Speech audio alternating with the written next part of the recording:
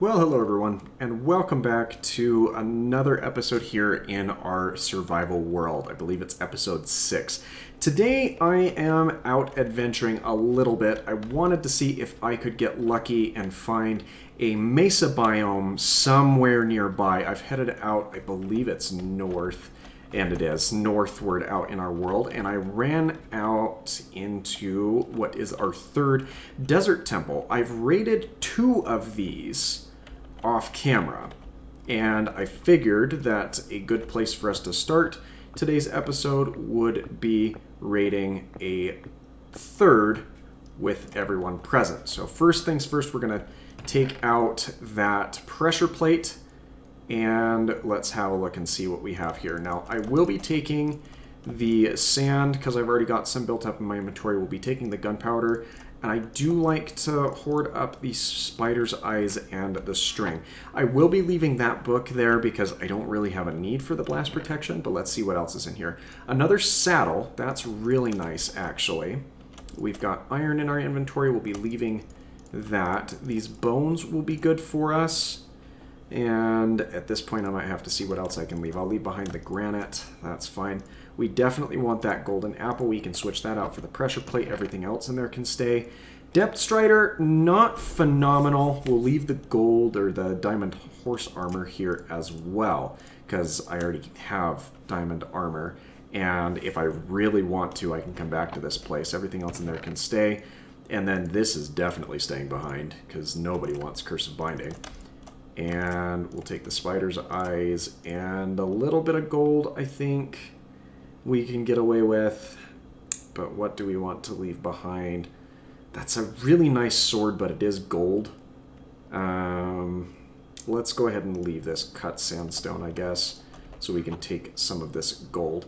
And then we're going to have to decide if we want to leave things behind here as we kind of continue through. So let's just clamber up out of here, because that'll be fine.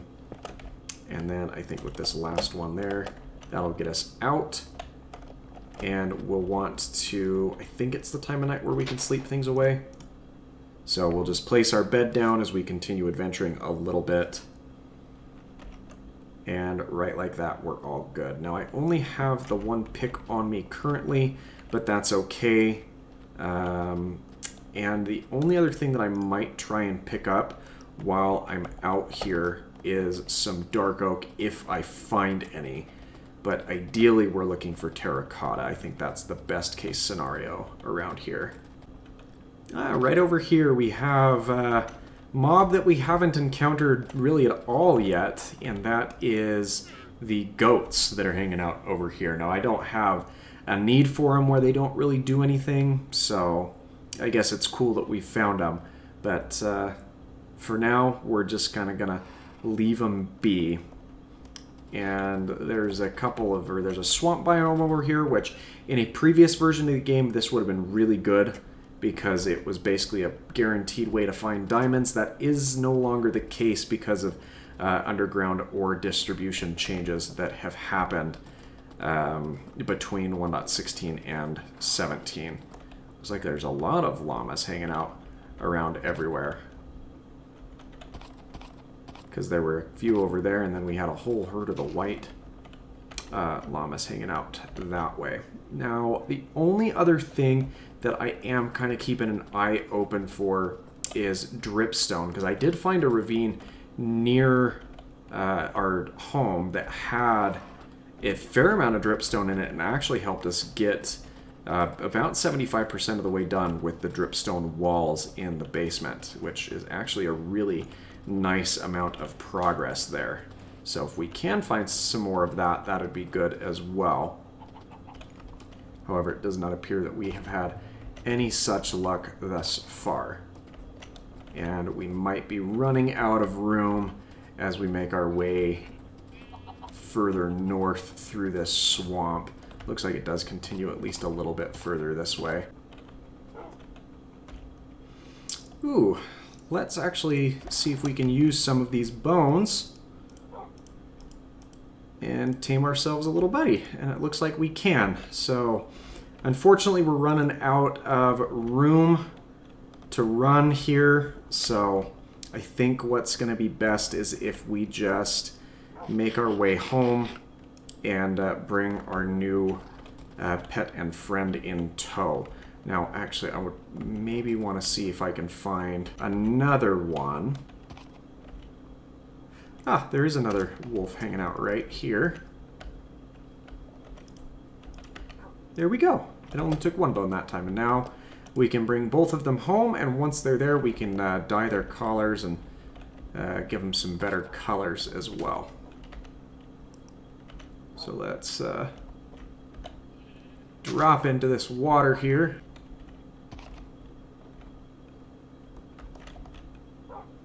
Okay, they both teleported back to me. That's good. That is one thing that I appreciate about the game mechanics, is the fact that as long as you're not traveling too fast, your pets will keep up with you. And since we've got some inventory space, I'm going to grab one of these. I think it's a blue orchid. Is that what it is? Yes. Because I really like this color for a dog collar. And I suppose that I could turn it into dye right now and apply it, but I don't think that I'm going to for the time being. Alright, we found our way back to the pyramid, or not the pyramid, but the temple that we raided in the start of the episode here, so that means that we are just a straight shot back home. And I guess you may be wondering why I've chosen to travel in this F5 mode on horseback. I honestly feel like it gives me a better surveillance of the land that I'm trying to ride through and where I can avoid obstacles. I think that this is the optimal way to travel on horseback, because this way you don't have most of your screen taken up or blocked by the horse's head, as that kind of ruins a little bit of the experience for me. So I think that this is the optimal way to travel on horseback, just to get a much better view of not only the land that you're riding through, but also the hazards that you could encounter, such as that ravine right there. And this was that little ravine that had a lot of the dripstone in it. You can see where all that water is down there. Those are either natural source blocks or source blocks that have filled in and continued to flow based off of the dripstone that I collected up, because most of that water down there was, in fact, dripstone. Oh no, I think he's okay. Yeah, he's okay. But that was a much longer fall than I wanted him to take, so we're going to have to feed him some steak and heal him up, and probably inadvertently breed him once we are back at the house, which is just right here. So we'll go ahead and give you a short view of the progress that we've made on the basement here once I have tethered up the horse. So we're going to take some of this light blue dye, and we'll go ahead and apply this to your collar. And then I don't like the red collar that you've got, so I've got to figure out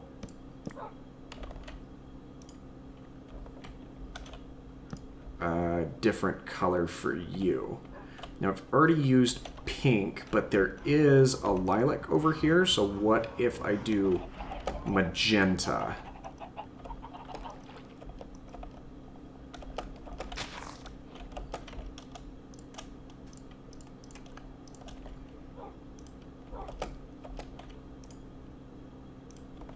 Yeah, I can live with that.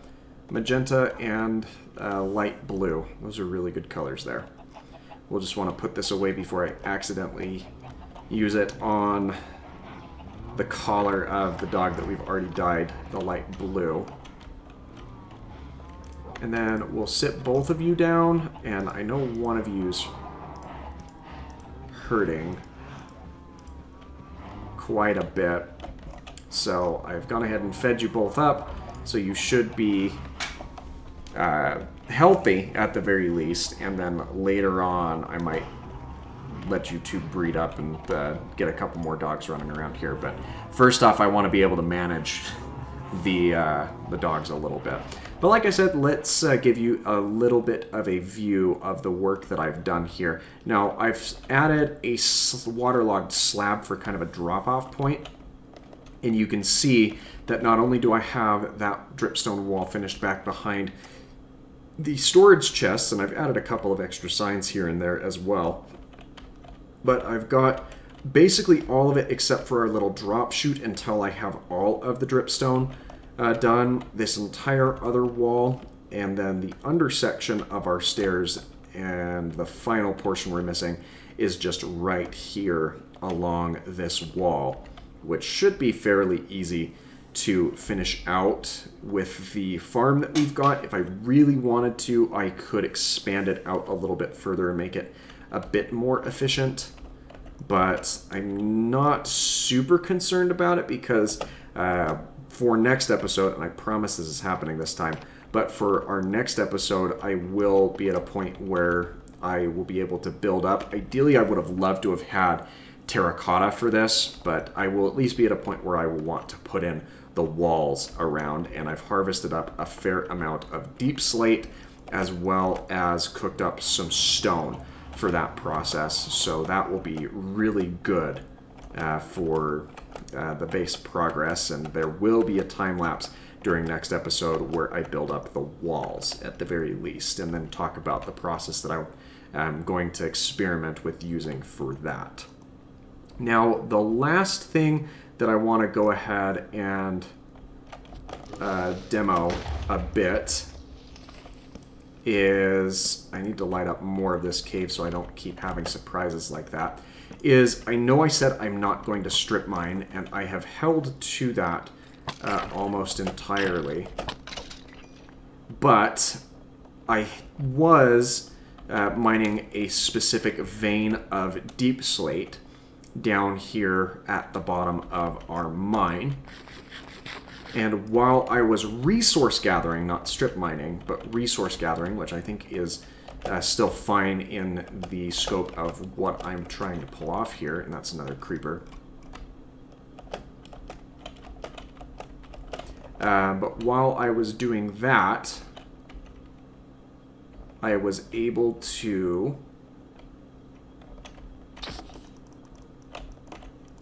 find a couple of diamonds, which I have not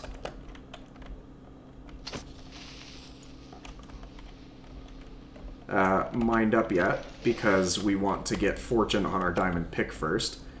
Let's go ahead and light this space up as well, because I think that's where he was hanging out. But we found a decent vein of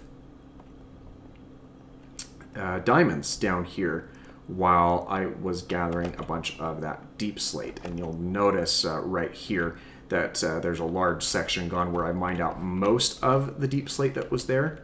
And you'll see that there's a fair amount of a bunch of different resources, and a zombie down here because I haven't lit things up as well as I should. But, oh dear. No, don't blow up the diamonds, dang it. That's the second time that that's happened, and I guess we've got another diamond there, but that was 2 of them that got blown up with that, and that's not great. So we're going to light up this zone so nothing like that happens again. I really should have done that before I left. But now we've got a couple of additional diamonds here that we can gather up once we have our fortune pickaxe as well.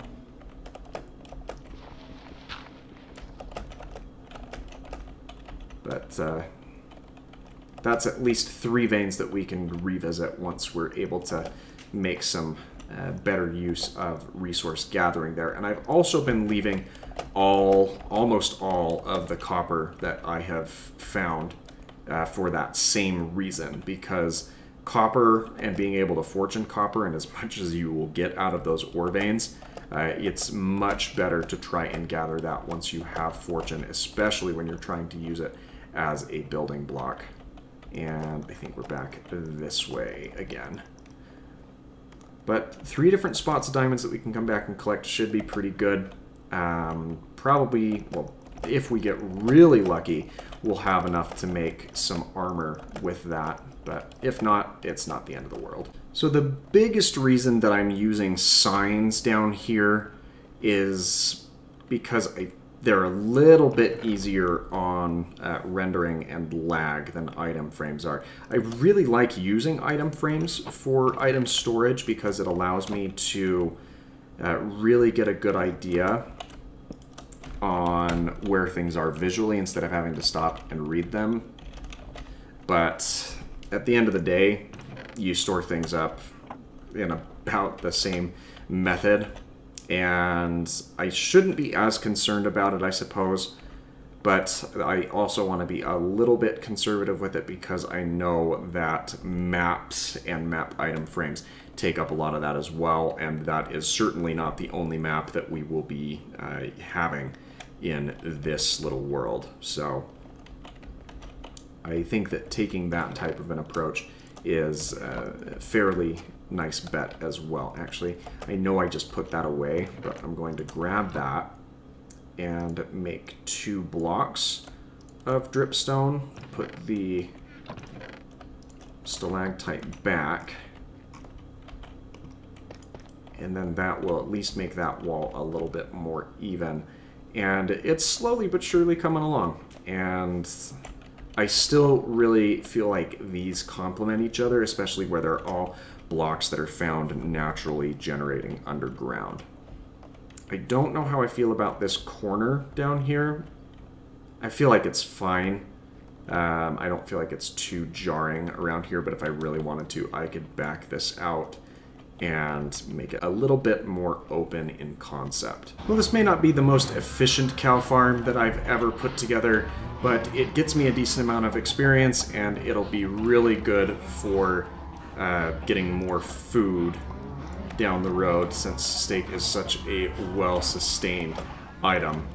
The chickens are doing okay. That's my main chicken egg collection area that I have there, and then I will drop off those eggs over here in a zone where I will actually collect the chickens themselves, provided they don't get stuck in the wall like that. But I think that after this, I'm going to let all of them grow up, and then we'll harvest out of here as well. But hopefully you enjoyed today's episode. I apologize if it ended up being a little bit on the shorter side. Real life stuff getting in the way, and hopefully a lot of that should be cleared up here soon. But if you enjoyed the episode, make sure that you leave a like. Don't forget to subscribe for that daily variety content. And we'll be back tomorrow with a brand new video, and back on Monday with another installment in this series. Thanks again for your time, and I hope that you have a fantastic rest of your day. Bye-bye, everyone.